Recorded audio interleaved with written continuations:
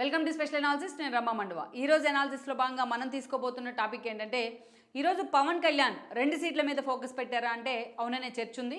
ఎప్పటి నుంచో కూడా గత ఎన్నికల్లో కూడా పవన్ కళ్యాణ్ 2 స్థానాల నుంచి ఆయన పోటీ చేశారు. ఒకటి గాజువాక అండ్ దెన్ ఒకటి భీమవరం.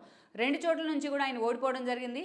పార్టీ కూడా అన్ని చోట్ల ఓటమి పాలైంది. కేవలం ఒక్క స్థానం మాత్రమే, రాజోల స్థానాన్ని మాత్రమే పవన్ కళ్యాణ్ గెలుచుకోగలిగారు. అక్కడి నుంచి గెలిచిన రాపాక వరప్రసాద్ కూడా ఆ తర్వాత రోజుల్లో వైఎస్ఆర్సీపీ జెండా కప్పుకున్నారు. ఇక పవన్ కళ్యాణ్ మీద భీమవరంలో వైఎస్ఆర్సీపీ ఎమ్మెల్యే గ్రంథి శ్రీనివాస్ గెలుపు జెండా ఎగరేశారు. ఇక గాజువాకు వచ్చేటప్పటికి తిప్పల నాగిరెడ్డి అక్కడి నుంచి ఎమ్మెల్యేగా గెలవడం జరిగింది. ఇప్పుడు తిప్పల నాగిరెడ్డికి టికెట్ లేదంటూ జగన్మోహన్ రెడ్డి అక్కడ రామచంద్రరావుని తీసుకొచ్చి వరకూటి రామచంద్రరావుని తీసుకొచ్చి ఇంప్లాంట్ చేయడం జరిగింది. ఇక ఈరోజు పవన్ కళ్యాణ్ పోటీకి సంబంధించి అనేక రకాల స్పెక్యులేషన్స్ వస్తూ ఉన్నాయి.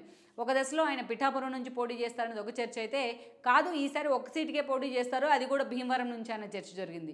మరోవైపు రాయలసీమ మీద పవన్ కళ్యాణ్కి ఎప్పుడూ ప్రేమ ఉంటుంది. అందుకే ఈరోజు రాయలసీమలో అది కూడా తిరుపతి నుంచి పవన్ కళ్యాణ్ పోటీ చేస్తారనేది ఎప్పటి నుంచో ఉన్న చర్చ. ఎందుకంటే గత ప్రజారాజ్యం సమయంలో చిరంజీవి కూడా అక్కడి నుంచి ఎమ్మెల్యేగా గెలవడం జరిగింది. సో అక్కడి నుంచి మనం చూసినట్లయితే పూర్తి స్థాయిలో పవన్ కళ్యాణ్ గాజువాక నుంచి కూడా ఫోకస్ పెడతారనేది ఒక చర్చ. కారణాలు ఏవైనప్పటికీ ఈసారి మాత్రం టీడీపీతో పొత్తుల్లో ఉన్న కారణంగా పవన్ కళ్యాణ్ ఒక్క సీట్ నుంచే పోటీ చేయబోతున్నారు. అది కూడా భీమవరం నుంచి. ఆయన కూడా పార్టీ శ్రేణులు గత కొన్ని రోజులుగా లీక్లు ఇస్తూ వస్తున్నాయి.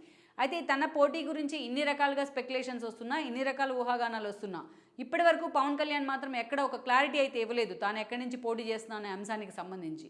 బట్ ఆయన అనుచరులు కానీ పార్టీకి సంబంధించిన నేతలు కానీ అనేక రకాలుగా ఆయన పోటీ గురించి మాట్లాడుతూ వస్తున్నారు. ఇప్పటికే తాను పోటీ చేసే విషయంలో పవన్ కళ్యాణ్ కూడా ఒక క్లారిటీ ఉంది అనేది అయితే ఒక లీక్, బయటకు వస్తున్న లీక్. చంద్రబాబు నాయుడుతో ఇప్పటికీ ఆ విషయమై ఆయన చర్చించారని కూడా బయటికి లీక్లు వస్తూ ఉన్నాయి. అలాంటి సమయంలో ఈరోజు పవన్ కళ్యాణ్ భీమవరంతో పాటు విజయవాడ ఉమ్మడి కృష్ణా జిల్లా నుంచి ఏదో ఒక స్థానం నుంచి పవన్ కళ్యాణ్ బరిలో ఉంటారన్న చర్చ ఉంది.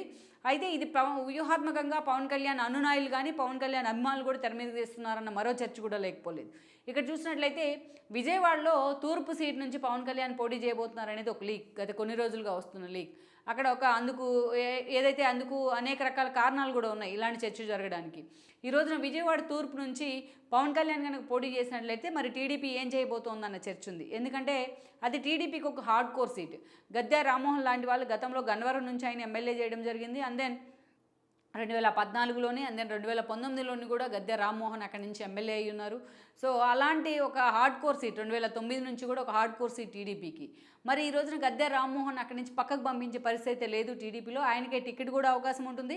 ఈసారి మరోసారి ఎమ్మెల్యేగా గెలిస్తే టీడీపీ అధికారంలోకి వస్తే ఆయన క్యాబినెట్లో కూడా స్థానం ఉంటుందని ఒక చర్చ ఉంది ఎప్పటి నుంచో.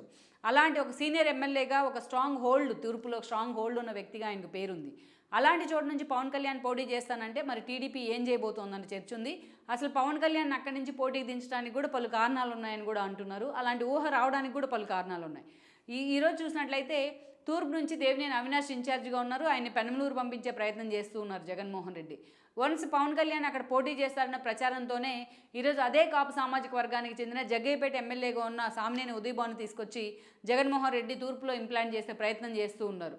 ఇక అంతేకాదు ఇక్కడ రాధాతో కూడా అదే స్థాయిలో, వంగవీటి రాధాతో కూడా జగన్మోహన్ రెడ్డి అదే స్థాయిలో నెగోషియేట్ చేస్తూ ఉన్నారు.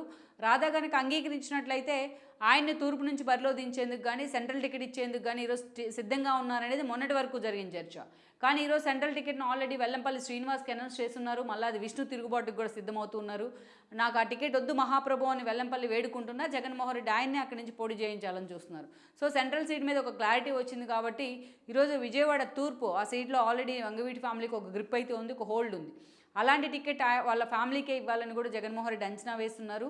పవన్ కళ్యాణ్ తూర్పు నుంచి పోటీ చేస్తారన్న ప్రచారంతోనే ఈరోజు వంగవీటి రాధా లాంటి వాళ్ళని పార్టీలోకి తీసుకొచ్చి అక్కడి నుంచి వంగవీటి రాధాకు కానీ, రాధా ఒప్పుకోకుంటే ఆయన సోదరైన ఆశాకు కానీ విజయవాడ తూర్పు టికెట్ ఇవ్వాలని కూడా జగన్మోహన్ రెడ్డి లెక్కలు కడుతూ ఉన్నారు. ఆ స్థాయిలో నెగోషియేట్ చేస్తూ ఉన్నారు. వాళ్ళతో చర్చలు అయితే మిథున్ రెడ్డి లాంటి వాళ్ళు ఇప్పటికే వంగవీటి రాధాతో చర్చల్లోకి వచ్చారనే ప్రచారం కూడా సాగుతోంది గత 4 రోజులుగా. అయితే ఇదే సమయంలో చూసినట్లయితే పవన్ కళ్యాణ్ని అక్కడి నుంచి పోటీ చేయించడానికి ఒకవేళ వంగవీటి రాధా జగన్మోహన్ రెడ్డి చేసిన ప్రపోజల్కు ఒప్పుకొని ఆయన గతంలో జగన్మోహన్ రెడ్డితో ఉన్న ఒక బెటర్ ఎక్స్పీరియన్స్ అన్నింటినీ పక్కన పెట్టి పార్టీలోకి వచ్చినట్లయితే ఆయనకు తూర్పు టికెట్ ఖాయమన్న ప్రచారం ఉంది. బట్ ఇదే సమయంలో మరి టీడీపీ మాత్రం పవన్ కళ్యాణ్ తూర్పు నుంచి వంగవీటి రాధా మీద పోటీ చేస్తాను పవన్ కళ్యాణ్ అంటే టీడీపీ వన్ సైడెడ్గా అంగీకరించే అవకాశం ఉంటుంది. అప్పుడు ఏ పెనమలూరుకో గద్దె రామ్మోహన్ లాంటి వాళ్ళని ఏ పెనమలూరుకో పంపించే అవకాశం అయితే స్పష్టంగా కనిపిస్తోంది. సో ఇలాంటి సిచ్యువేషన్లో ఈ రోజున పవన్ కళ్యాణ్ తూర్పు నుంచి పోటీ చేస్తారనేది కేవలం ప్రచారమా, లేకుంటే వ్యూహాత్మకంగా వైసీపీని తెర మీదకి తీసుకొచ్చే ప్రయత్నం చేస్తున్నా అన్నది ఇంకొద్ది రోజుల్లో స్పష్టత రాబోతోంది. ఈ వీడియో మీకు నచ్చినట్లయితే please share, like and subscribe R24 Telugu.